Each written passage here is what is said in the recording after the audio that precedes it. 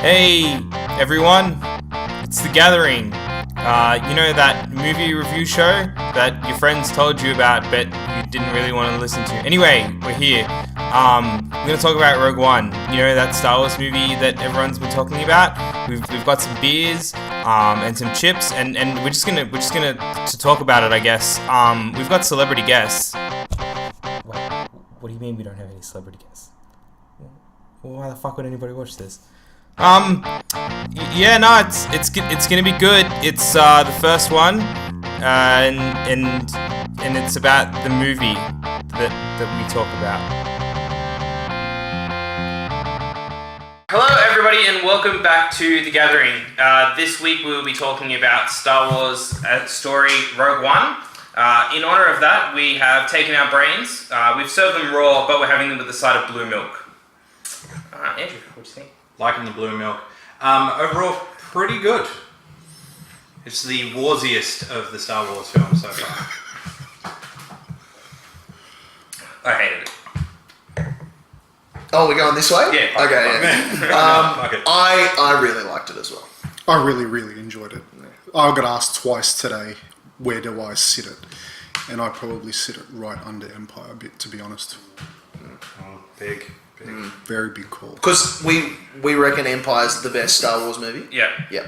Yeah, that's the easy. I thought below everything, above the prequels. So below the original 3. And the new one. Below the new one? Oh, Yeah. below Force. Okay, yeah. Interesting. No, that's fine.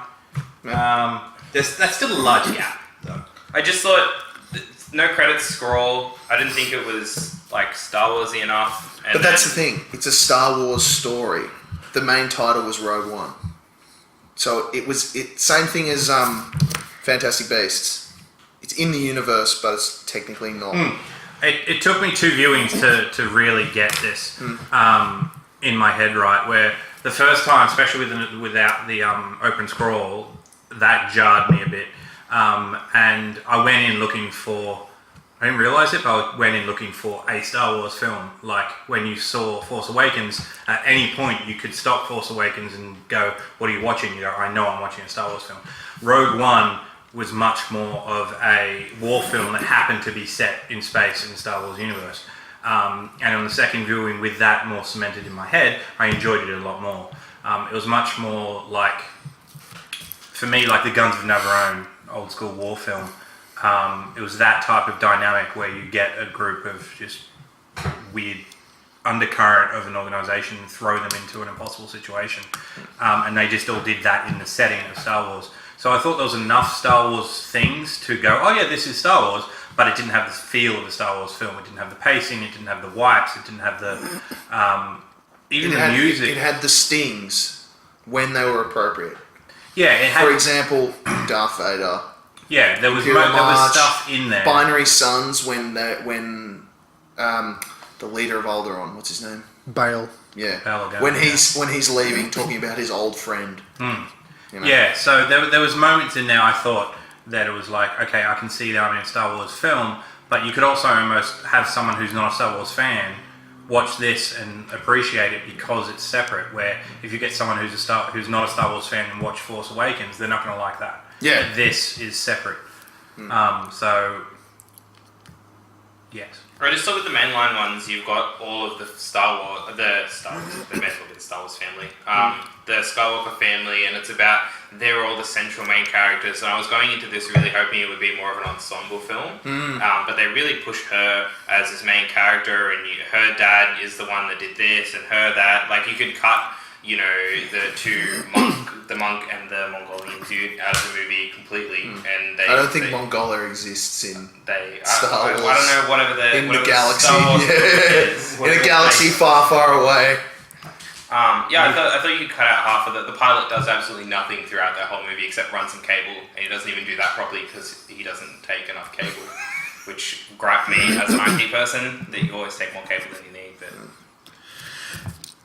I completely disagree. I think there was just too much of fan service in there. The first thing that I saw of the blue milk, I'm like, see what you did there.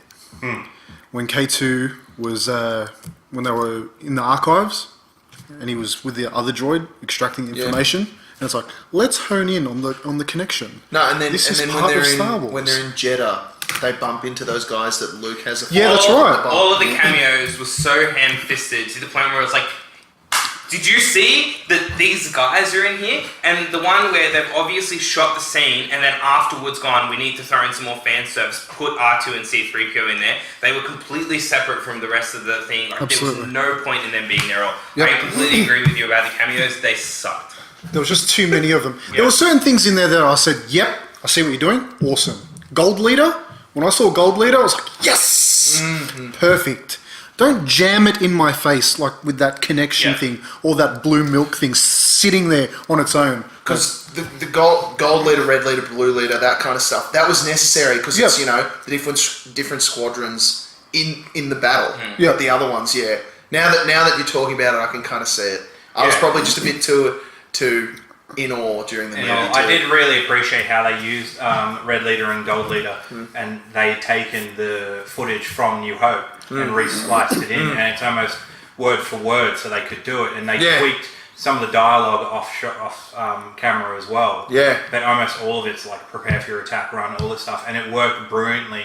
And Well, because in the military they have their, you know, their patterns of what they do every time. yeah, exactly. So Like a jet taking off does the same thing every time. So going on an attack run would be exactly the same every time. yeah, and I so thought it in worked quite well. And I also thought it's a small thing, but Red 5 dies in that battle, and then Luke becomes Red 5. Yeah. Like The 6 months later, previous or whatever. Red 5 really sucked. Yeah. So it's a worthy replacement there. So I like that those things. The R2 C-3PO one, as a fanboy, I like that they put them in there for just a second. Yeah. But how they physically did it did look like it was a quick shove them in front of a green screen, shoot it and put it in. It should have probably been them on that big capital ship being rushed into that. Just as like a 1 second thing, they're getting rushed into the ship where Leia is. I understand that. And you just see them in the background. That's the it. same as the guys walking through. If you had the camera with their face towards, like if they walked towards the camera, but there was no bump, there was nothing else, they just happened to be there, and then, you know, a week later or a day later, someone could have like freeze framed that thing and be like, hey, did you guys spot these? Perfect cameo. But yeah, the fact that it was just like bump, Yeah, it's a bit more as you're saying, ham-fisted in. The only thing with that C-3PO R2 one is that while it would have been nice to put them on Tantive 4, I think it would have taken away from that whole sequence, because that whole sequence with Vader coming through, just everything went even darker for like a minute there, and he was just going to town. Killing everyone. Just going to town. If you not had even- C-3PO in the background walking around, it would lighten that mood and take it out too much. I think that last Vader scene has to be the best thing I've ever seen in Star Wars. Absolutely. Yeah. Oh yeah, it was, That was my first point. That last 5 minutes, give me that as a whole movie. Yeah, where he's just taking names, and it's just, I don't ever think we've seen Vader. Just you hear Is his that breath. real? Yeah. You hear his breath, And then it's it dark, ignites. and then and it's just red, and you're like, oh, I got goosebumps talking about it The now. first scene ruined that for me completely, because that when he walked in and they had his shadow on the wall, I was like, fuck yes, here we go. And then he walks in, he has the dialogue, does the choke, and then I was like, great, just leap. Just that's all you have to do. And then there's that like quip back to the camera, and I was, this is ridiculous. Like there was no need for that pun. It's completely like not out Fan of service. character. It was but fan service. It was just. But James Earl Jones' voice is so silky. He's just supposed to be a silent badass. Like, he says nothing through that last thing, and everyone's already fucking running scared. There's no need to be like, oh, you know, don't choke on your aspirations. Yeah, like, I don't like it. So that's the fan service. yeah. Bit I like ham-fisted. that part because I think it harkens to the comics that they're coming out with.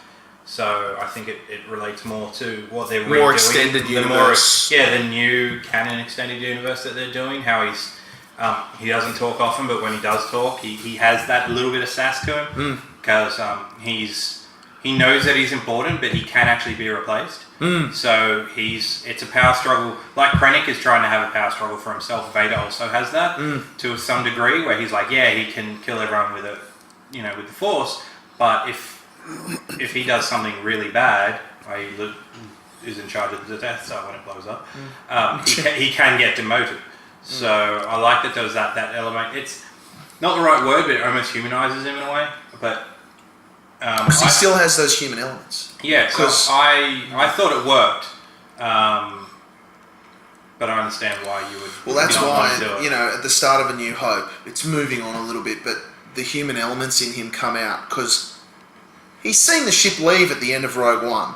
He knows his daughter, at the time, you didn't know that when you were first watching it. He knows his daughter's on the ship. Well, he doesn't know that at the time either. Oh, he doesn't? No. Oh, well. Lesson. He only figures out Leia's his daughter when he's fighting Luke at the end of Jedi because he reads Luke's mind. But your point still stands because he sees it leave, and then at the start of New Hope he captures them and he's Yeah, like, "Where are straight the away. plans?" And she's like, "What are you talking about?" And he's just super frustrated because he's like, "Are you kidding me? It just I watched you leave. Yeah, he's like, "I was there. I saw you leave. I have now caught You're you." not on this diplomatic mission. Yeah, it's like you were you did it. I caught you red-handed. Just admit to it so I can just kill you. And so that rage has an extra element, I think, which works really well. I thought there was a lot of little moments in throughout Rogue One that made New Hope make more sense. Yeah. One of the ones that a lot of people talk about is why would a single missile or two missiles going down that exhaust port actually destroy something that big?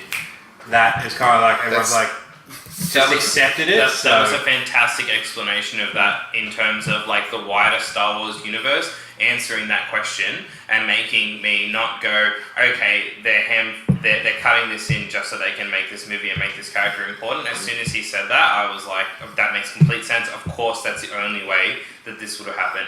I think it was good that they killed him off in this movie because he didn't need to be in A New Hope, like, you know, the background or whatever, even if you didn't see him on screen.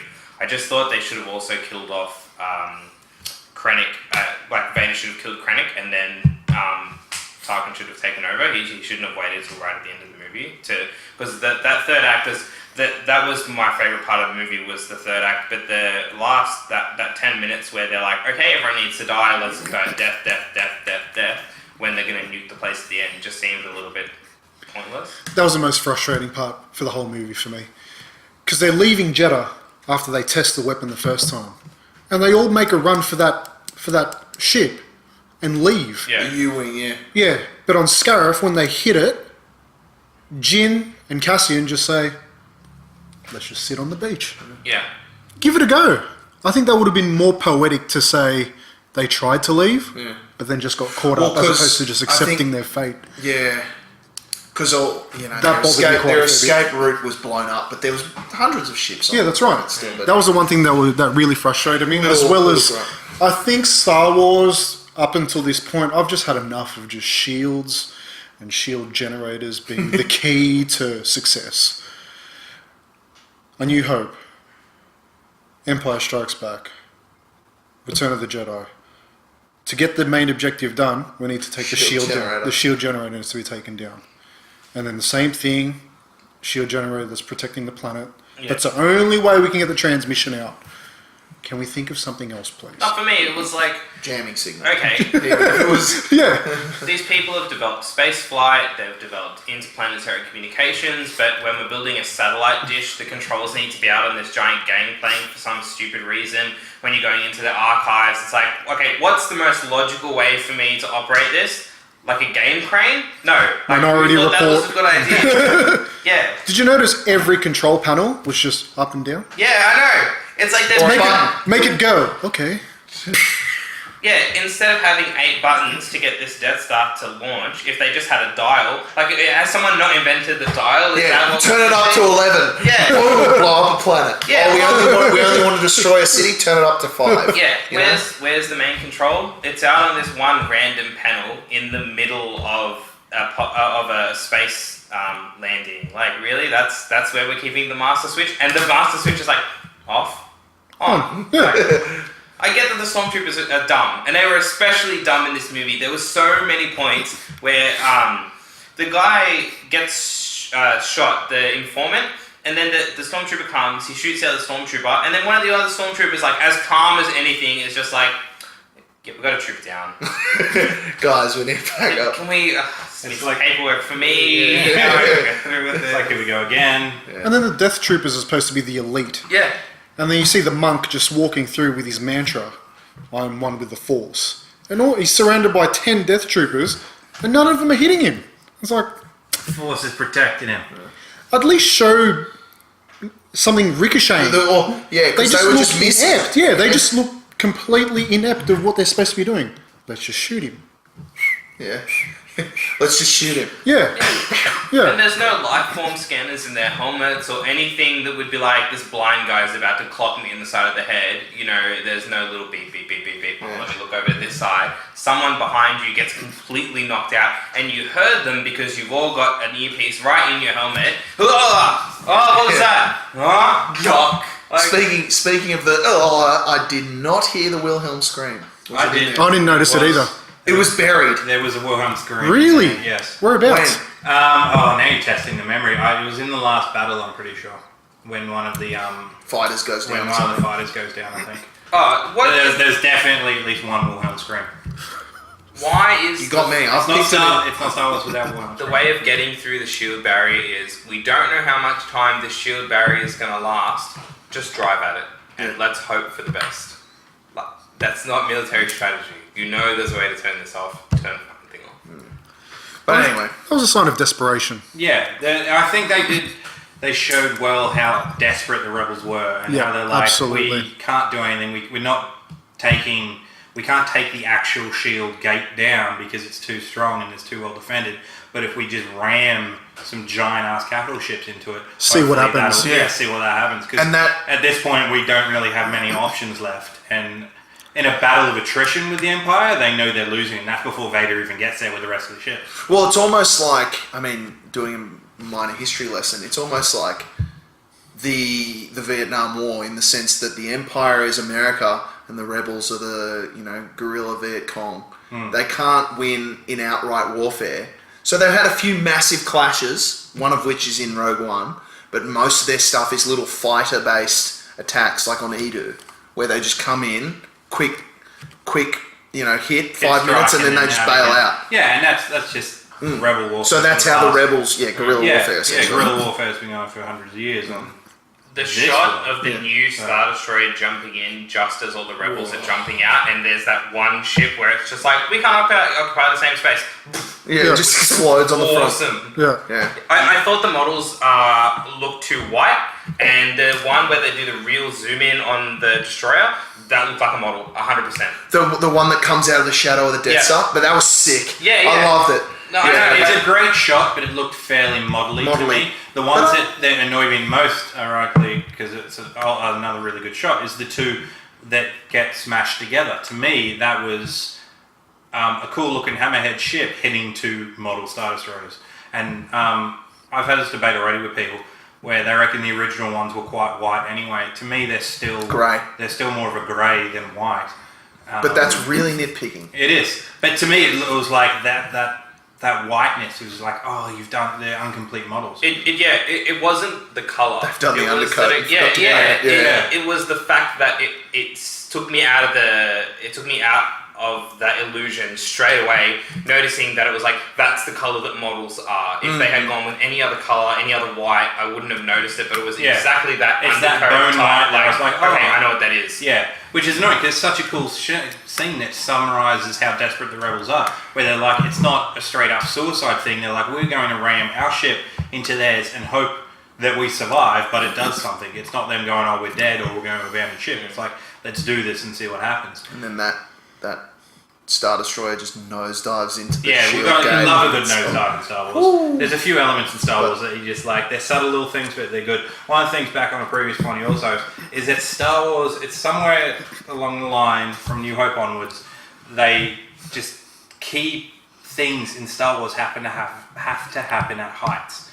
So as stupid as the design is, ever since New Hope, where Obi-Wan has to take down the shield, again with the shields, from the first Death Star, so they can... The up-down switch. Yeah, the up-down That switch. was an up-down switch. Up-down switch on a weird random platform that you have to scoot around to get to. It's like, this is a really weird design. Like, that sucks for whoever has to do maintenance and stuff. Which enabled him to hide as well. cleaners. Yeah, the exactly. cleaners. Wow. Like, and from that point on, it's like every single Star Wars film, there is something where it's like, dramatic thing at heights, to the extent that if you're like, oh, there's a height, someone's probably going to die, or at least a major they're going to be plot point. right on the edge of No, it. the two guys that are in the beam of the Death Star. What a terrible job. Yeah. They're up like an inch of space and you're just like, oh crap. Yeah, you don't want to trip. If I can scratch my ass, I'm going to fall into the bloody Yeah. laser. It's been said many a time, but they don't even have a railing. So, Yeah. still no railing. Yeah, still no railing. So Even though they- this was before. But that's why they did it on purpose. But it's just like, no railing. I thought the name Rogue One was a terrible name for their ship because how did the Rebels not already have a ship called Rogue One? They could have used any other call sign and the whole thing. Well, because all called their Rebellion. other other ships are X-wings or Y-wings or U-wings or And whatever. they're all based on colours, Yeah, mainly. blue, gold, red, black. I think as well. Poe's Black Leader. Yeah. Yeah, Poe's Black Leader, so that's later. In the Rebels cartoon, though, they are Phoenix Squadron, so they do have other names. But yeah, no, that's a point. But you know, going to the technical side, we did discuss a little bit. But personally, I think all the casting was really good. Casting was quite good. I'm glad that they got Jimmy Spence back to play Bail Organa. That was a nice surprise, actually. Yeah, I didn't know about that, which I'm quite happy as that reveal. Yep. As we were saying before, with the gold leader and red leader, using that stuff was fantastic. That wasn't ham-fisted. That was nicely. Can I just jump in there and go, my hat's off to ILM. Tarkin, I walked in there going, how are they going to pull this off? Yeah, I was curious if someone's like, are they just not going to have him? Is he going to I be thought it was referenced? super uncanny valley for the first little bit. No, I mean, they've been testing it. Who they do it on? They did it on Christopher Lee, Palpatine, and things like that, because they weren't able to actually do those fights. Well, because by the time he was in his 80s when Yeah. they were doing that. Yeah, so they just had to model his face onto somebody else. But I was watching Tarkin going, and I was really trying to pick it. Going, no, it really looks like Yeah, it. I watched it with people who didn't even know.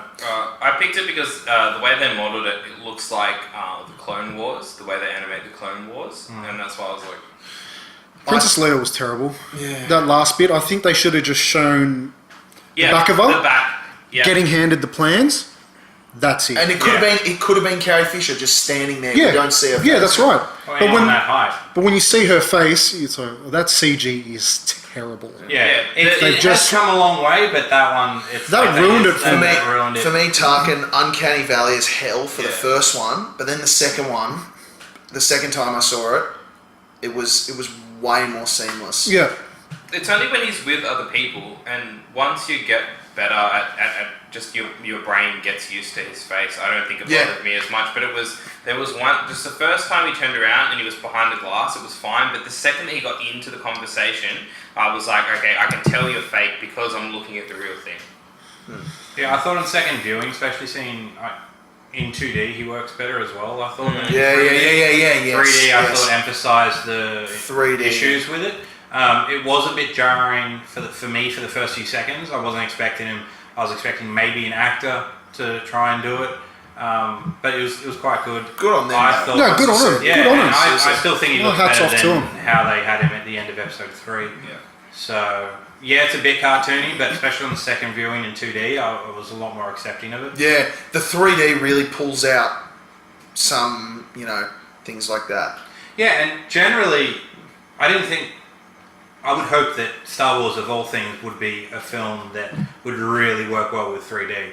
And having seen it in 3D and 2D, there's not really much of a difference. I think it does for the space battles. I just don't. There's a lot of unnecessary 3D that happens with people talking and stuff like that. I really wish 3D movies would just leave that sort of stuff as the 2D it is, and then when you need to bring 3D and bring it in as But a when technique. Star Destroyers are flying past Yeah. them. I'm happy at least we've gotten out of the realm of 3D where it's like, I need you guys to put something in 3D. I need you to show me, something in my face or whatever. There was a lot of it that was just like, okay, I can tell this is in 3D because I can see more depth, but it wasn't like, wow, I'm having the experience. but if I can say, I think this was the most picturesque and most beautiful of Star Wars. The most beautiful. The shot where they're flying over the water.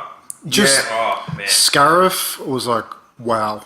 Yeah. I'd And go I- there for a holiday. Yeah, and Jeddah, I was It felt, I could see that they took a lot of reference from Jerusalem because of the whole mysticism and holiness behind it. But when I was watching it, I just thought, this is beautiful. This is a beautiful movie. The way they coloured it. The one when they crash land on Edu. Man, that was like the valleys and the cliffs and the rock was just, even though it was all rainy and dark, but still, it was awesome. I thought it was beautiful. I felt that some of the background people looked like they've taken two Star Wars species and just morphed them together. Like I saw one of the robots was like 100% C-3PO's body and they've just changed the head. Yep, Oh, I saw no, it on someone. but that silver one was in one of them. No, it was a gold one. It was a gold one at the start a in gold Jeddah. one with a giant head. Yeah, in Jeddah. Yeah. Before they start looking at, they pan up to Almost the like Star an Destroyer. alien head. Yeah. It was really elongated Yeah, like that. Yeah. And there's a Twi'lek that's in Saw's base. It only when I saw him did I key in on the fact that like this is the first time that I'm actually seeing something that I'm familiar with, and I don't expect that there's just the species that they've already used. Fine, put some random extras in, but we haven't seen anyone from the banking clans. We haven't seen any of these creatures that are like 100% ingrained into the Star Wars like ethos, and they're just coming out with random stuff. I thought Saul's second in command, the guy with the little tubes and stuff like that, that's a fucking good looking alien. Yeah, no, that worked well. Forrest Whitaker was fucking great. Yeah. I thought he was great. That would have been nice to have him more of that. And there's a lot of elements to it that make me really want to read the Catalyst book, because that's only just recently come out anyway. So I'm hoping that Saul and that group of fanatics that he has is hopefully in that, because the character itself was introduced in the Clone Wars cartoon, and it was fine then, it was kind of cool, but there's been 20 years since then, and you can see that he's been through a lot. That people that are part robot don't have extra abilities? I thought for sure when that Jenna started to go down that he would have had some sort of extended leg type deal. The So he guy's could run a or something. military leader. He would have some, like, find the breathing apparatus. I get that that's a hard thing to do. That's a vital system. But in terms of legs and arms, he should have been able to power run the hell out of See, I question that as well. I'm thinking, in this day and age, we've got lung transplants. Yeah. What happened there? Well, maybe because all the medical tech is with the Empire. Yeah, that's what I was going to say too. They've really ham-fisted. No, that's a really good point. If Vader's the final perfect version, if he's the iPhone, and then someone's like, look, I've gotten some of the information here. We're in a backwards planet. All I've got is what I've got, and Some they've metal actually leaves, they've taken a robot and they've just dismantled that and just shoved it into this dude. Some sort of mediocre. Yeah. Back alley. But yeah, if Almost he's- like a back alley surgery type Yeah. thing. if he's a general, I was fully expecting, like the arms lift out or the cape comes off, and underneath is just this perfect fucking body. Yeah. That's. But I like how he's imperfect like that. How he's, Yeah, I feel he's more cobbled together. and he goes, I've seen, look at how much action I've seen. Yeah, if you And come to kill the me, 'cause shot, there's yeah. not much left. The shot is the opening shot is his feet, and it's one normal foot, the robot foot, and then the walking stick. And he's Even like, the normal "Ka-dum, foot, they're two ka-dum." different robot Yeah. foots. Oh, are they? Yeah, so Yeah, they are, even aren't the they? normal foot is one's more of a claw and one's Yeah. a robot foot, and he's got a walking stick. So Yeah. it's like this dude is a veteran who doesn't have the resources to get a proper fix anyway. And it works well because obviously they didn't want to keep him. It was too problematic for the story to keep him around. So that was a kind of nice way for him to die. But also, he's an extremist, so even the rebels wouldn't help him. So, but anyway. Yeah, he'd broken That's- broken from the rebels. This was kind of them trying to get back with him. Sorry, what were you going to say? I have no idea. I liked how they showed, from a ground level, the tension between the Empire and the Rebels. I think previously in Star Wars, it's here's the Rebels, here's the Empire, but how does that affect everybody Yeah, else? and it's just kind of like, We don't like each other. Yeah. But then you see from Saw Gerrera's point, he didn't know if Jin had some sort of motive to come Yeah. find him. He was on edge about stuff. Yeah. It's like, wow, they really are at war. They're at Yeah. war. I was hoping that there would have been more of a general populace uprising because I know that Saul's people came in, and then once they attacked the troopers, I thought for sure that would have been like, we're riding. Right, let's do this. ride. And everybody just goes against the Empire because everybody's sick of the Empire. It's just they've got the tools sort of thing, so we're stuck here. But when the fighting breaks out, you do have those people that just seem to sort of scatter off and just leave it to the people that are actually invested in the fight. But I think that just shows as well how strong the Empire is. Yeah, everyone's like just downtrodden.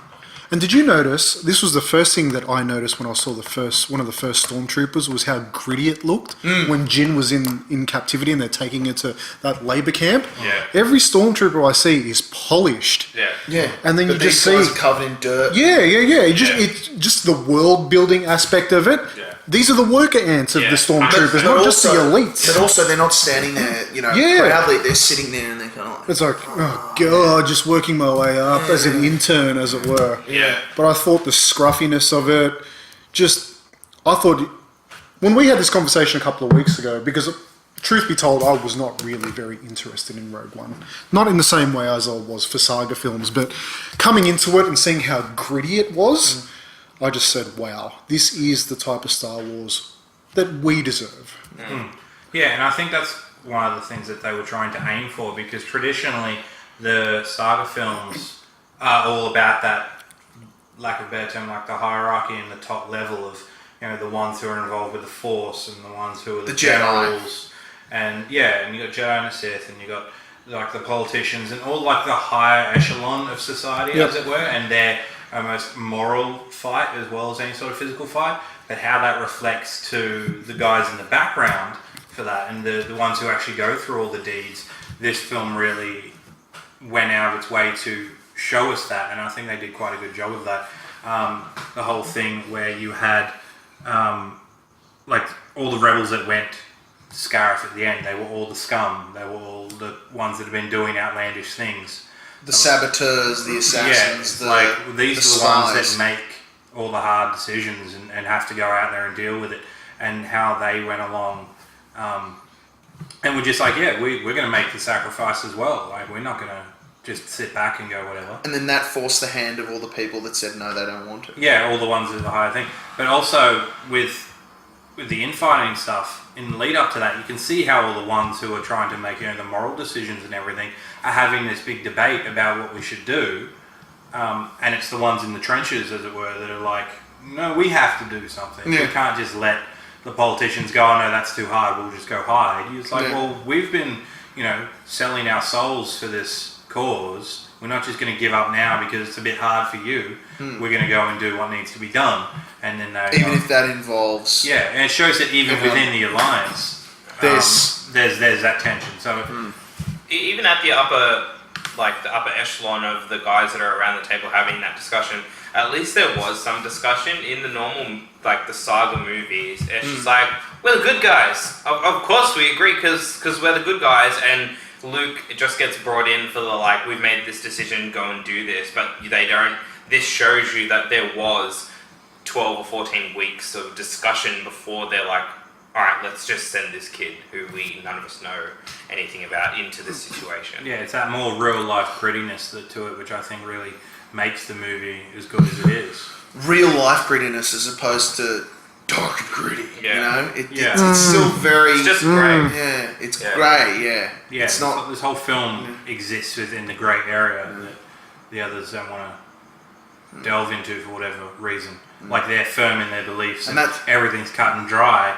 But for the everyday soldier, it's like, no, this is, we have to have this weird thing. Like the hero in the first 5 minutes kills his informant because it's just like, well, we're stuffed. You die, I can get away. That just shows straight off the bat who we're having to deal with here. It's just like, all right, cool. These guys, Imperfect yeah, people. like he wasn't enjoying that. He's like, all right, I have to kill you so I can get away. It's like he has to make these hard decisions. And it was great to pair him with the comic relief of the film to make it so that all of these very heavy things you didn't have to dwell on, because for every heavy instance there was, you have the quips and you have the K2SO. don't tell me the odds and all Yeah, K2 was one of the standouts, I think, for this. I mean, Alan Tudyk. Alan Tudyk, he just, Plus.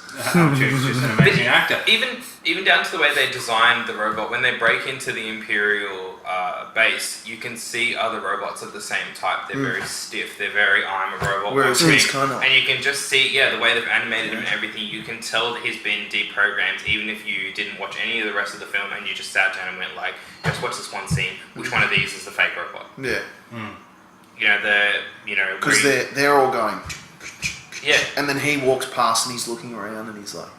Yeah. Where are you taking these prisoners? And then I'll take the prisoners. To prison, that was fantastic. To me, it almost had this ad-lib feel to it. It's like, did they just tell Alan Chew the rough story and just make stuff up as you go?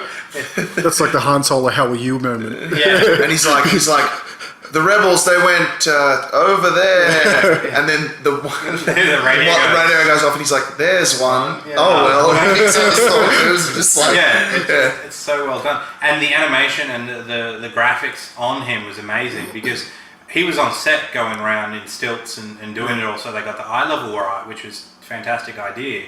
And then did he have all the balls for the motion? Yeah. So all of K2SO has been put in post, and it looks so real. Yeah. I just thought it was just like it looks like one of the actual physical monsters that are in a lot of the other. Yeah, scenes. I thought for sure they'd done it as a physical robot, the same way they've done with It would have been cool if they did, but With either way, it's still pretty how awesome. he worked. You couldn't. I think the proportions of the robot don't lend themselves because he's not human shaped. Yeah.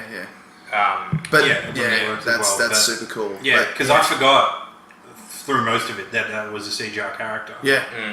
Where with like C-3PO, there's someone in the suit. This is kind of that same feel as opposed to like Jar Jar or Grievous or something where you're just like, I'm watching a CGI. especially to the A CGI.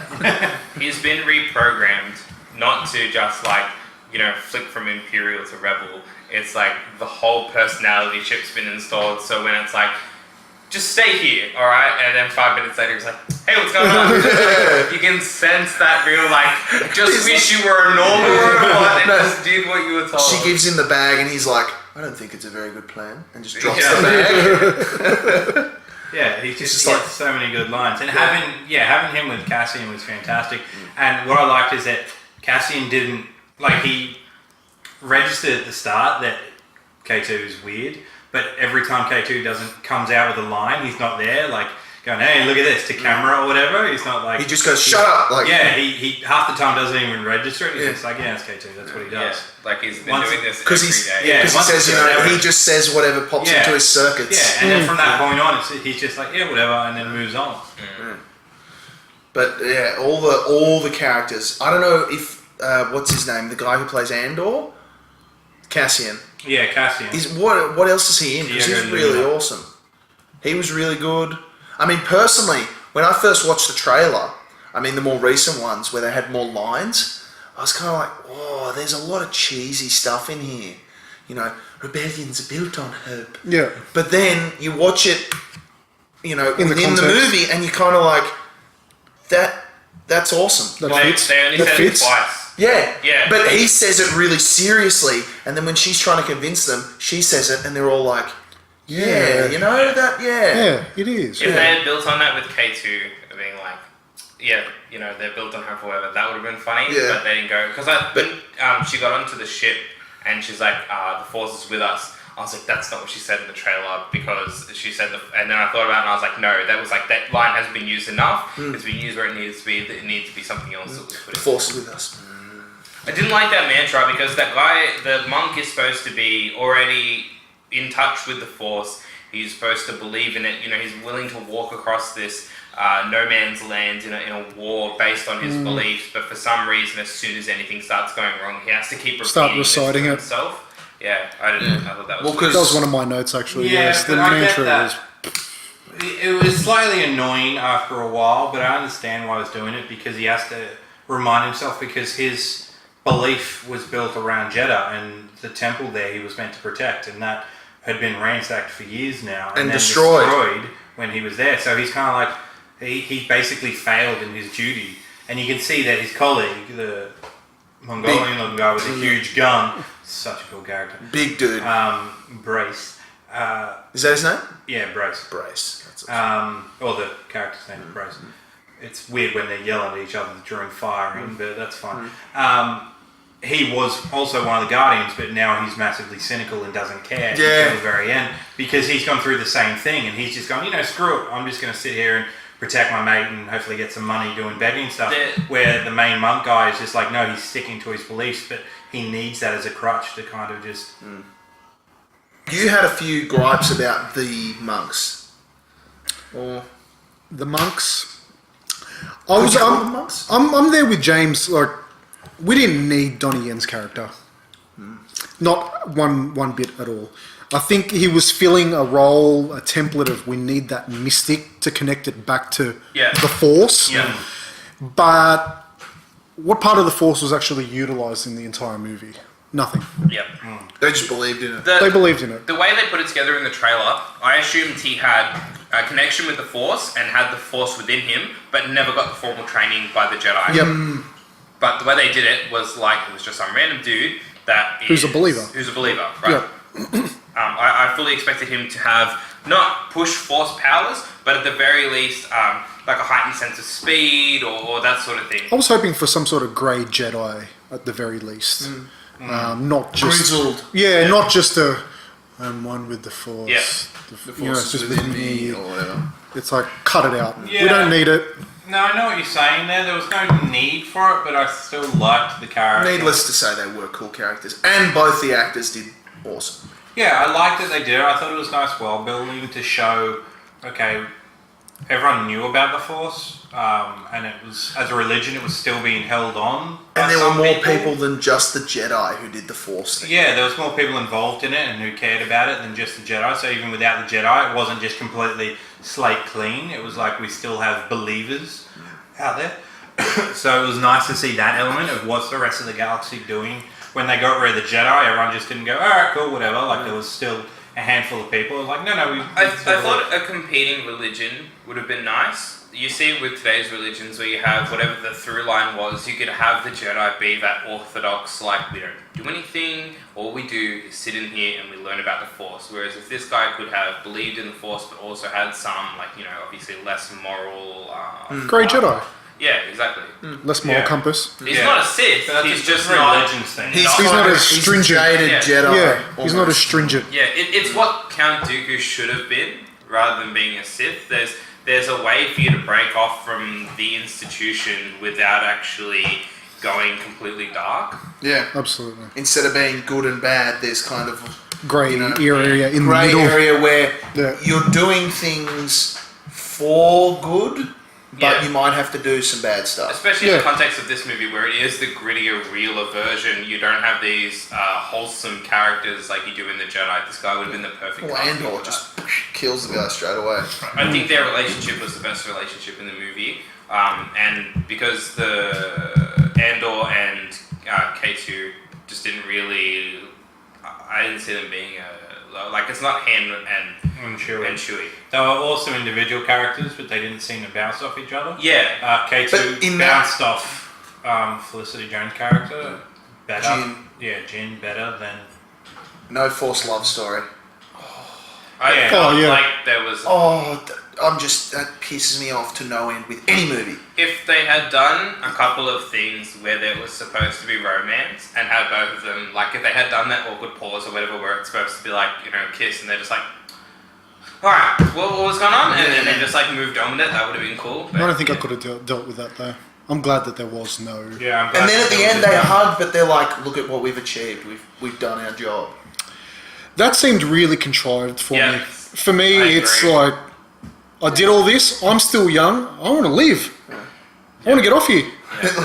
Yeah, let's just try. Who cares? Try and find a ship and see Yeah, who's let's giving up. try. As opposed to, let's look at each other while this thing's coming at us. Yeah, or even if I'm a sucker for melodrama though. yeah,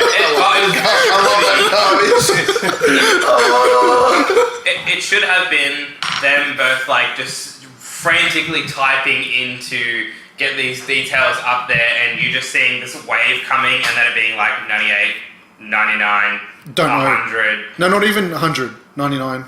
Then it cuts to them. Yeah. Transmission Yeah. received. Yeah. Yeah. Yeah. And then that's that'd be cool. But I guess But yeah, then but just with the movie itself, the whole thing. I mean, the visuals, the sound. We saw it in Dolby Atmos, so it was like our whole skeleton was rattling, and it was just If I need to hear one more sound before I die, it's going to be a TIE Fighter. Every single time, there was nothing else in that movie that took me back to being a kid. But meow. How epic was that with all those TIE fighters coming out of that? the gate. Yeah. And it really showed you The power. The power. Yeah. It's not, we're even. Are we going to win? No. It's like, We've fuck. got it on you. Yeah, We've got it on you. Yeah. Here we go. We'll throw 500 TIE fighters Yeah. at you, and it wasn't just like a little squad comes out. Yeah, it was it's like everyone. It was Everyone. like ants. Yeah, It was just so, like- they hit a beehive. Yeah. And it shows also why the Rebel Alliance are like, we're not going to attack that place. Yeah. Like, this is not just some way station, it's a full-fledged... It was So the same as when they fire the rocket at the AT-AT, and it just like, Bang. nah, it's fine. I was frustrated that one shot from a fighter took it out. Yeah, but it was in the neck. It was the X-wings. Their lasers are high powered. We're not going to go into that. Yeah, no, that's a super duper like a fan gripe thing Yeah. because every single time it's like Rebels against the Empire. Gripey It's McGripe. always that like, if they hit a little to the left, nothing would happen, but they just happen to be perfect every time. You don't get the Empire thing of them trying to wrap the legs or like the Yeah, I think that the Blue Squadron, pretty much, they were just some really good pilots, and they were able to do some really good things. Well, the general was in the cockpit with them, like. Yeah. So it's like these guys are good. And it's good that they had to die because it's like, man, they would have helped the Alliance later. But it just shows as well. It's like, man, they really needed to have X-wings at the Battle of Hoth because they just had the snow speeders. They didn't have the X-wings ready, and the X-wings really turned that tide. Like they were able to take out the AT-ATs. Well, the X-wings And- are just. Because but the snow speeders couldn't really do squat to them. That's why they couldn't get through the shields. And they swapped to bombers at the right time because they were sitting there. I was like, these are fighters. Why are they using fighters for a bombing run? Then it was like, cool. Gold Squad. Yeah. Gold leader comes in. You actually saw it's like, alright, this is how military stuff's meant to work when they're not caught by surprise. Hoth was kind of like, crap, they're here. Where this is like, alright, yes, they have like no lead time, but they're organised enough to go, okay, you go, then they're still a military unit. I don't know whose idea it is and whether this just hasn't been thought of, but with such large ships, why do they keep parking them so close to each other? Space is big. Yeah, space is huge, and it's just like, bam. But I guess it's like a fleet of ships. A fleet of ships on the ocean. That's their formation. Yeah. Because you've got your destroyers that go out in front of your your frigates as well, and in front of the capital ships, essentially to keep all the other capital ships away. Because then, when the capital ships get close, that's when you get the big guns coming out. Because it was But really... that's just naval. There was a lot of stuff in the prequels with larger ships actually like ship-on-ship combat. Yeah. I was hoping for a little bit of that, but the hammer thing was a stroke of brilliance, I think. Yeah, that was Which is With those. rebels willing to do anything. And But- the shot of all the dudes just like hankering down because they know what's going to happen and you don't was awesome because that was totally like you were saying before. He You puts cut on the all helmet. the Star Wars stuff out and just make this a military movie that was 100% a military shot. The shot where they're trying to get the plans through the door and the door won't open and it's one of the guys looking at the other guys like, I'm going to die. We Take just it. need to do this. There was such just emotion from those scenes that you just didn't. You And don't get. urgency and Yeah, that was almost some of the best acting. Was the troopers running from Vader? That was so genuine. They knew. They were like, it's not like, oh, we're about to be attacked. Oh, there's a guy after us. It was like pure horror. It's like, I know I have seconds to live, and this is one of the worst people I could be fighting. Yeah. And K2 like just slumped over the thing trying to press buttons, and especially when they did that first scene where a trooper walks in, he just shoots at him without even looking at him. You can just see that there's just attrition and him just going through the motions of what's happening. And it's like, hey, I'm sealing off this door, and the two of them not going, don't seal off the door, how are we going to get out? It was just like, we're here now. This is the situation that we're in. I need to do this. Again, heights. Yeah, so Way and back. heights, yeah. And Star Wars heights. love its heights. Yeah. But it was a war movie. It was wars in the stars. Rogue One. Yeah. It was the warsiest of all But Star yeah, Wars. but oh man, that whole final battle, I was just like, because it just looked It was so exciting. good. I thought it was definitely the most graphic and just destructive of all of them. Yeah. How Kill might be able to zone in on this better. They spent How- their 200. I think it was just 200 200 million. 200 million. They spent their 200 mil well. How you saw this with his son. Yes. How was his take on that much Yeah. violence and everything? Here's the thing. It was a bit of a struggle for me to watch it with my son. He's 5 years old. The dialogue portion he really struggled with. He watches Star Wars to see Jedi going at it. Yeah. He likes to see lightsabers. He likes to see yeah. likes to see TIE fighters, X-wings. So every part that was dialogue, he was literally climbing on the seats. Yeah. He whispered over, "Daddy, this is boring." Anytime he saw an X-wing, TIE fighter, Darth Vader, he sat at attention. So you saw this movie with me. In the most the most literal sense of explosion, he sat up. So He sat up. he wasn't like invested in any of the characters and getting sad when people were dying. Not at 5 years old, no. No? No. And I don't think he can. He didn't. He's not in an opportunity to link it to say, "Oh, this is a lead-in into A New Hope." But also, I don't think, a little guy like that probably can't fathom the emotion behind a lot of Yeah, that absolutely, stuff. absolutely. So, like- I was just curious how it would go with kids Because because second time I watched it, I was kind of like, a little even the bit, first you know? time when K2 died, I had a tear going down. Yeah. He's the only one you really see die, though. Yeah, it was The like, rest of for them me, they cut away it's from. kind of like in Neverending Story, when the horse goes. That, as a kid, I was just like, are you kidding me? I have to fast forward through that. It was just devastating stuff. So I was just curious how that would work with... Yeah, no, he's seen more violent. I think for him, he really enjoys the part in Episode 3 where Anakin is dismembered and gets set alight. He really likes that bit. Says, "Daddy, so can much we?" faith in the new generation. Yeah, he says, "Daddy, can we watch where they're fighting in the lava? I want to see Anakin's legs get cut off." you're just like, Because for him, that's the lead-in to Darth Vader. yeah. Yeah. For him, conceptually, there's Darth Vader and Anakin. Are they? Then he can see Anakin And the reason turning why- into After watching the prequels, I also wanted to watch him burn. Different reasons. for different reasons. Yeah. But that's funny, yeah. I can see that. From a spectacle point of view, it caught his attention. Which But is- from a story point of view, it way above his head. But I guess, But it seems to be a more mature Star Wars. Yeah. Absolutely. Yeah. So, I think there's a Absolutely. lot more layers to this than and the normal stuff. nerds are going to overanalyze the shit out of it. It's Star But Wars. who cares? It's awesome. That's what we do. There was definitely, like, with the main line, that was a bring your kids. That was the whole family, mum, dad, grandma, grandpa, let's go and see this movie. Whereas, yeah, this is definitely the MA, like, real movie. Was this PG? This was PG though. Was it? I believe so. This was PG. I don't think I saw a single drop of blood. Yeah, this was PG. Yeah. And that's one of the big Oh. things that they do it for. Vader at the end, just that scene where... Decapitates. According to IMDb. and then he force pushes that guy Yeah, onto the and roof then bang. That was and just fantastic. and just like severs his abdomen, Yeah. and you're just like, but just that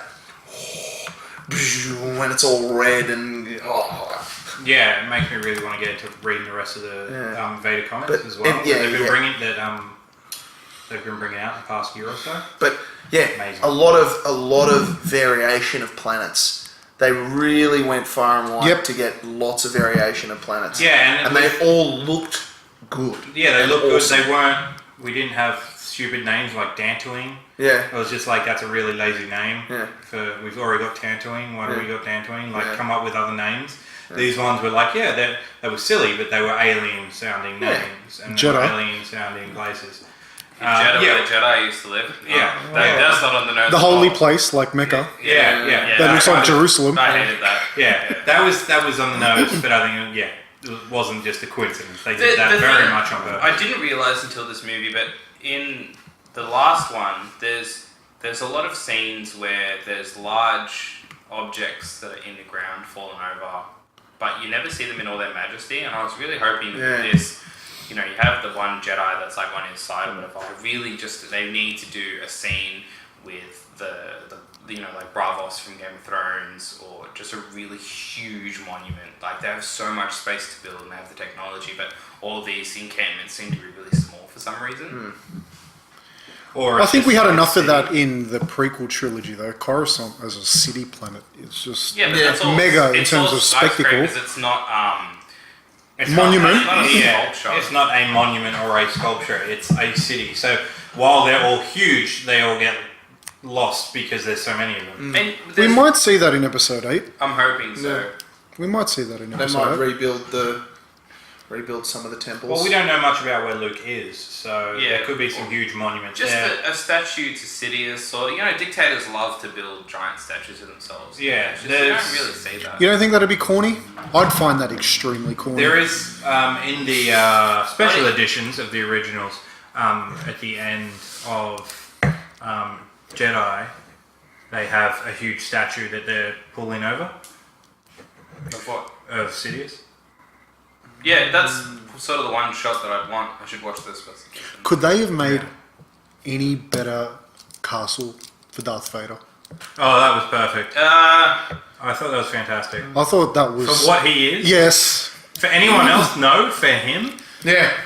that's fantastic. I And just we're like saying that- it's Mustafa? I'm Yeah. saying it's Mustafa. Well, no, It has to be because Mustafa. How romantic. The reason that it's How Mustafa romantic. is Lava. because of everything that happened to him there. That is 100% the best place for him. to Yeah, how tap into romantic. his It's anger, literally- yeah, his absolutely. Everything. That's To, the, to make sure Yeah. he make sure he's stays a Sith. Because that's the thing, right? That explains so much about why he turned. Because the second that he's away from there, his mind starts relaxing. He starts getting on with More himself, human. and he doesn't need to see. You've got this person in your ear that's like, "You're human, you're human, you're human."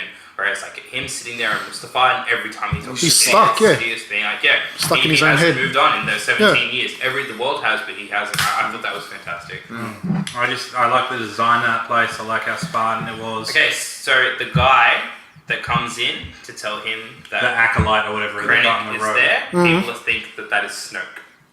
Ah, I think that's bullshit.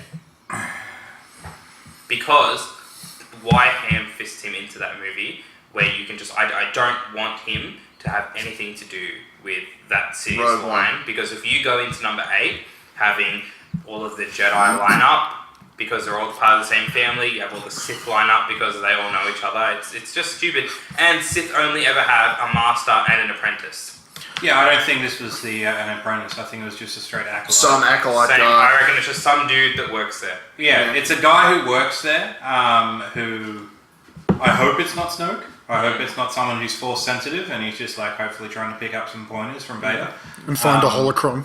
Yeah, and he's just like if I'm, There's if in I a long time. if I intern with Vader, I might get some pointers or something. Yeah. Forced through osmosis. I was thinking it was the other way, right? I reckon you get posted, you fuck up, instead of sending you to Siberia, they're like, you're going to work with Vader. And there is like an extremely high mortality rate where they're all just like, I'm just going to shut up. Yep, he's here. Can I go? Great, I'm going to go before you decide to lash out. Yeah. Before you force choke him. Yeah. Yeah, so I think it's just one of the, because you see him around the place with the Emperor, he just has random, basically fanatics who work for him, who wish that they were Sith. Yeah. So I think it's just one of those. With the guy's look and stuff, it wouldn't overly surprise me if it ends up being Snoke, but I really don't want it to be. It's too convenient. Yeah, that's Too how I easy. feel. I feel it's too easy for them Like- to put him in there and just say, he was there the whole time. Why You just why didn't notice. Yeah. Yeah, and Star Wars has been known to do things like that in the past. Because then if but he it's gets like, if he's disfigured because he got blown up in the Death Star, like I don't know if I can go with that. no one should have survived that. I think he's Yeah. I hope he's a completely fresh character, and when Snoke is actually introduced more in 8, we learn more about him there, but then they use it as an opportunity to learn more about him in books and things. I don't want him to be retconned in Yeah, I feel like Anakin Ghost style. yeah And this it's like, oh, this is what it was meant to look like the whole time. Like, no. this Piss off. movie was supposed to tie ends, not create them. I think. Yeah, and I think You know, that. just one thing. I just really hope they make a sequel. You know what I mean?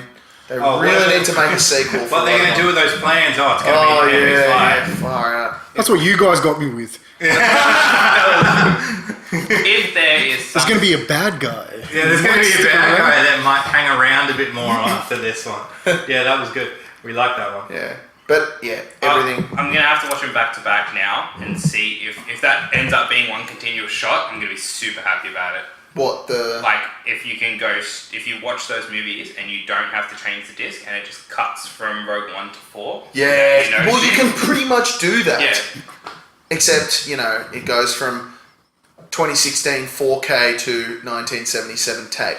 That'd be the only. Yeah, but the end of it is them going into hyperspace, so Yeah. he can follow them. So it's just them coming out of hyperspace. Yeah, that annoyed me too. That they move from Jeddah into hyperspace, and they're not really going anywhere. And then he gets confirmation that he's allowed to go somewhere. Where were they traveling in hyperspace? Or are you just allowed to hide in hyperspace? Is that... I figure that's a nitpick. I think that's the hyperspace equivalent of circling the block. Yeah. They were just get out of here Yeah. because it's easier to hide in hyperspace and chill in. And as he said, he goes, we're in the middle of Imperial space. It's easier to hide by just doing And there it. was, just to that, I didn't even think of it, because I literally saw it earlier. One of the things she mentions when she's going through all the schematics, hyperspace tracking. So Yeah. they can't actually track in hyperspace. Because for me, Yet! But they blew it up, so they still can't. Star Wars is the whole reason that I got into the field of work that I work in, that I'm so interested in technology. And I think if I had watched this as a kid, the nitpicks that I had wouldn't be so large. But it's now me starting to see the holes in my idol, if that makes sense. You never meet your hero. Yeah, exactly. Yeah, and it's like no matter what they do, there's always going to be something that will be like, that should have been better, that should have been better. These But I freaking think- nerds are just going to take it apart. Yeah, exactly. And Star Wars words were there. Star Wars fans the world over will do that. I think that as long as it's an overall hits all the buttons, then we're pretty good. And I think that all the issues that we have with this are pretty small and nitpicky, Yep. which is great because certain films and franchises you just walk away from going, what the hell was that? That was just terrible. This did not do that at all. Yeah, for me to be sitting here worrying about such a small thing, the film definitely did alright for itself. Yeah. I think it's good that no one's actually said that the acting was bad, Yeah. because I think that's where the prequels sort of fell over. Yeah. Yeah, it was something that was almost... But the acting wasn't bad, it was great. Acting was great. Yeah. Acting was great, but in the prequel trilogy, it was Yeah, genuine emotion. scratching a Yeah, blackboard. there was genuine emotion. Genuine emotion. Like even Krennic, it's like a 2-second shot. He's just been shot in the shoulder at the end, and he kind of looks up at his own creation and he goes, Go Yeah, the because he Oscars. knows... "Yeah, He's like, if I was there, I'd be doing the same thing. Yeah. But also, earlier when Tarkin's like, good job, I'm taking charge, and he just like flips around and he's yeah, like, what? flies off the This is handle. my Yeah. thing. It's just like that energy and that... yeah." It super explains why the Empire is so bad at what they do. It's not because they can't do their job properly, but because if my boss fucks up, I get his job. Yeah. And there's So it's just constant kind and of. that trickles all the way Yeah, down because just- if a captain of the stormtrooper dies, one of those stormtroopers is going to get promoted, and that's what they all want. If Krennic dies, Someone, Vader yeah, or it's someone all else based... in there. You can see why they're so useless at everything. The entire corporation is based around the politics and chance of where they were, not on morals. It's not like you got promoted because you're good. It's you got promoted because There's a gap. there's a gap Because there was a gap. Yeah. And Tarkin, who's one of the best minds in the Empire, is like, you did a good job. I'm going to go take credit for that now. Yeah. And then Baroff, it's like, how many times has he done that before? So it's like, Yeah, he might be because- smart, but instead of building smart people around him, he's like, I'm going to take everything myself. It also shows that in the series, how everything starts to fall apart for the Empire after Tarkin goes, because Tarkin is such the hub of so much information, because he doesn't have a group around him, it's him. Same with the Emperor and But Vader. They are the individuals that run the Empire. Without them, everything falls apart. He still has no idea about anything because if you assume that he took control after Krennic died, the amount of time for him to get up to speed about what's happening on the Death Star is like 0 time. Because the first thing that he's dealing with is the fact that they've stolen these plans. And when Leia goes to him and he's, showing her the power that it can do, based on this movie, he has no idea that they can actually destroy a planet. Yeah. Yeah, That's the first test. He of knows. Death He Star. knows. He knows they can destroy cities. Yeah. Yeah, he hopes that they can. He's like, oh, that was at a small, the gun shoots at a small, percentage. So in theory, it'll do what says on the brochure and try to blow up the planet. And he even says it Turn in it New to a Hope. He's like, that's why he shoots Alderaan, because he's like, I want to do this to a planet everyone knows about. not if you did it to Jeddah, Jeddah's in the background, no one gives a crap. Does it? Alderaan, it's a core planet, everyone knows it's there. It's not just an accident. He wanted to make a statement, but he was kind of winging a prayer that it was actually going to work. Yeah, and it really not blow up in shows his face. character of complete stone-faced in a situation where he has no idea what's going to happen, and that's why he's so key. Is because he's the only one in the Empire that can do that. Yeah, he's at that classic executive business level where Exactly. it's just like, I know exactly what I'm doing. I have no idea what I'm doing, but I'm just going to run And with he it. knows that, and we've come to that conclusion through this movie.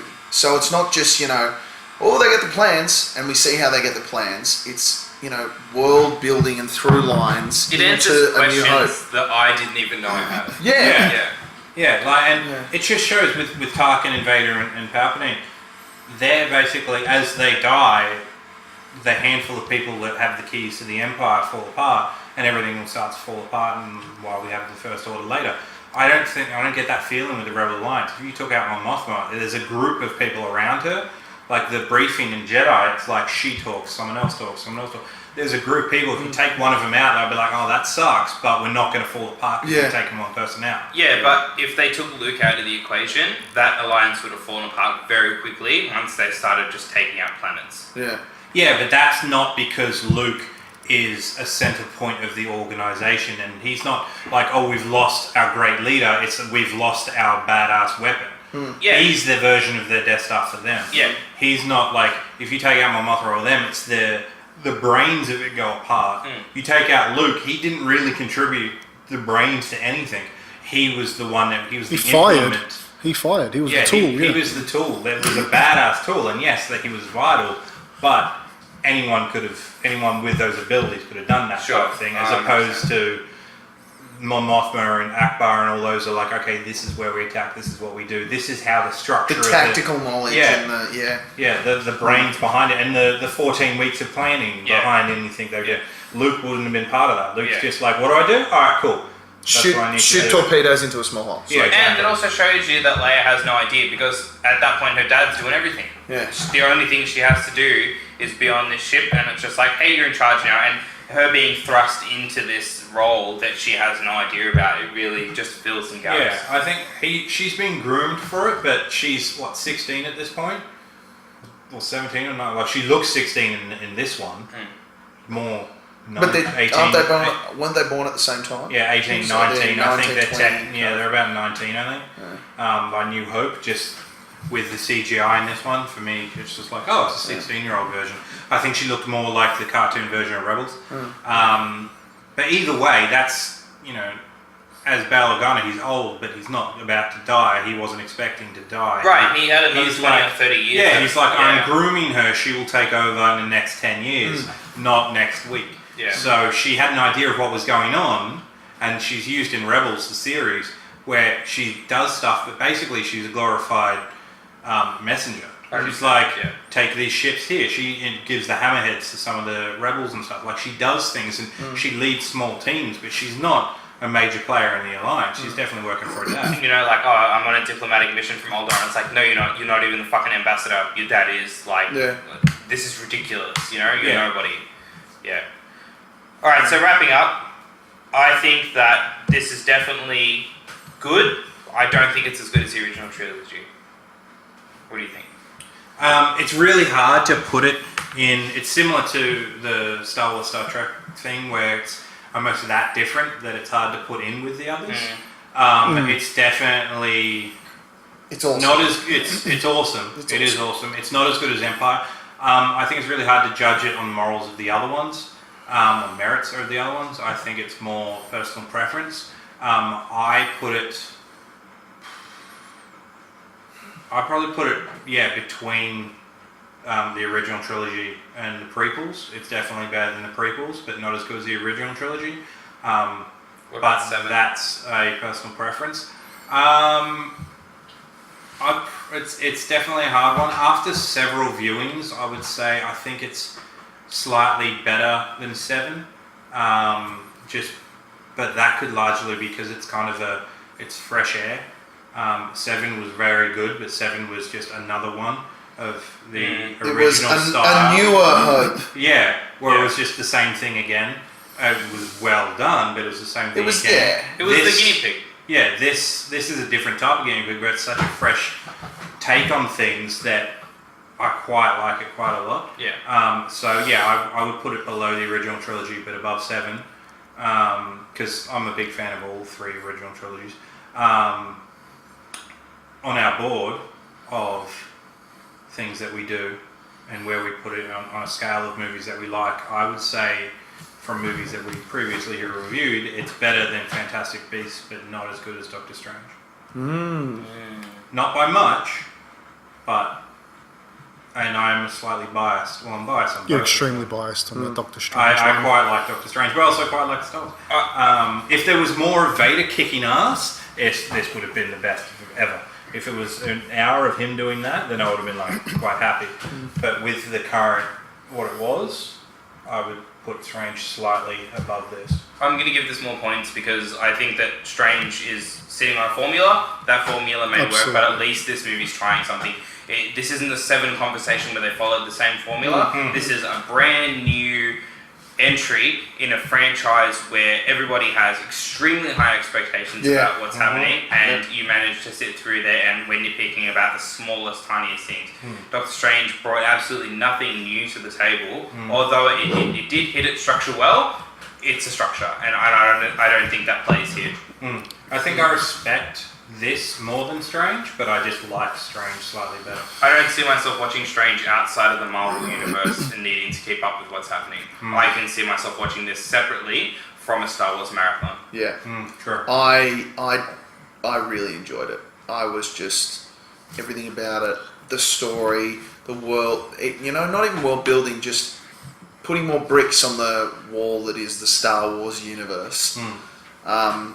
Just the visuals, the sound, everything, all the characters. My good old melodrama at the end. Love that stuff. But Yeah. I'd put it, closer to Empire than Fantastic Beasts and Doctor Strange. So me too. I'd put it, Just if it was an out of 10, it'd be a solid 8. Yeah, 8 plus. Good. I loved it. Absolutely loved it. Very gritty. From an aesthetic point of view, high contrast. For anyone who's looking at a movie from an aesthetic point of view, high contrast, really saturated colours, beautiful world building. And as I said to us while we're having technical difficulties, there were points where I genuinely believed they weren't going to steal the plans.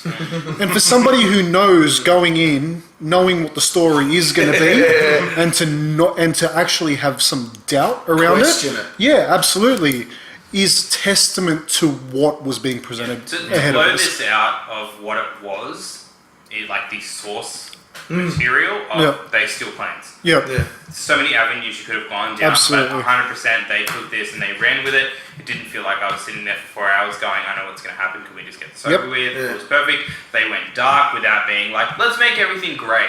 Yeah. Yeah, I think it's awesome. It was dark as hell on a sunny Yeah. beachside planet. Yeah, that's the most picturesque, Yeah. dark thing Yeah. I think I've ever seen. If a movie ever had a hill to climb, it's going to be Assassin's Creed after watching this film, because I think our next film being Assassin's Creed, that's going to get blown out of the water because we've had heavy hitters, and Assassin's Creed's got a big gap to and jump. Assassin's Creed, it already had everything stacked against it because it's a video game film, and video game films do not have a good track record. I'm struggling to think of a good video game film. Like the best video game films I can think of are ones that I like because they're corny and stupid, like Street Fighter, not actual for good reasons. Like Mortal Kombat's probably one of the best ones. Mortal Kombat 2 is probably one of the worst ones. It's like they're not done well. This probably isn't a testament to the movie, but was that Prince of Persia movie any good?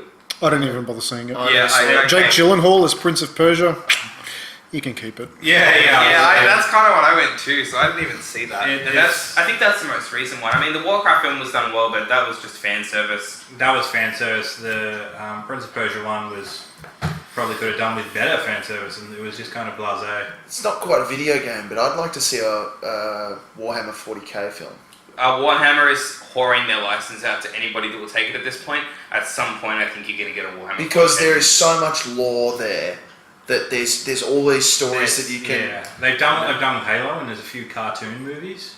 Yeah. But that's They not did quite that, the same. But that's irrelevant. That thing before number 4, that was a mini series on YouTube that was actually really well done. Forward Unto Dawn. Yes, that Yeah. was really good. But that was that's You wanna kind see of a live that action. series. Yeah, I'd like to see a live action. You know, biggest but thing- that's just a video game kind of. Yeah, it's hard to. Yeah, no, video it's- game movies have just not. We'll have a Halo live action before we'll have a. The biggest problem I think I'm going to have with this Creed movie is that Assassin's Creed, not that boxing film, which I made the mistake of when I looked at our program sheet. But yeah, I think the biggest issue I'm going to have here is that the points that they're taking from Assassin's Creed aren't the points that they need to be taking, and if they really just made this a movie that was set in that time period and just had the introduction be the Assassin's Creed introduction, I'd be more happy with that. But with the amount of jump, flip, whatever the fucking thing is off the buildings, if they do the superhero land, I'm walking out of the theatre. No, I really want him to do that and land into some hay. That would be nice. And With I also want him to be getting chased and to just run into a group of like sex workers or the ones in white and just disappear, and everyone just go, oh, okay, because that's so stupid in the game, so you can disappear that easily. They're the scholars. Yeah, Because the scholars are walking and you just kind of. yeah, I want there to be some sort of homage to that, and I almost want it to be aware of itself. The Assassin's Creed franchise as a game has really ran itself into the ground, just being the same thing over and over again in a different setting. And I'm worried that because of the Knights Templar and the Assassin's Guild controversy, if this movie does okay, they'll build on that and make more movies. But I don't know what other time periods that we can actually use. We've got the Spanish Inquisition, we've already had. We've already had Vinci. everything, but literally. The only one I think that they haven't done is like ninjas and samurai. Yeah, or a modern Because they've one. done China, they've done the French Revolution, they've done American Revolution, they've done Italy with Ezio, they've done Middle East. Yeah, and if they bring out a game every single time, every year, and they bring out a movie every year, that's 2 settings you're losing every year. And I think I'm going to hate it, but we'll see. Well, yeah, let's find out. I'm very curious to see how it is. Alright, That'll be the any next one. fun thoughts? How good was Rogue One? Rogue One's pretty good. I want to see it again, and I'm really looking forward to reading all the material that's going to be around it. Catalyst is the main one, but I'm sure other books and comics will come out from around it. I'm very curious. Fantastic merchandising as well. From a franchise that was built off of merchandising, there have been some solid mugs, cups, pop cap figures. Dude, and I want to go get a U-Wing Lego set already. I don't like giving my money away for free, but this movie is getting to that point where I think a few dollars are going to be spent outside of the theater. Yeah, they're pretty good at it. All right, thank you very much for watching. This one's a bit of a long one. Sorry about the technical difficulties. We needed more beer. For Australians, you're just going to have to live with that if you're going to keep watching this. Indeed. Indeed. All right, thanks guys. Thank you. Thank you.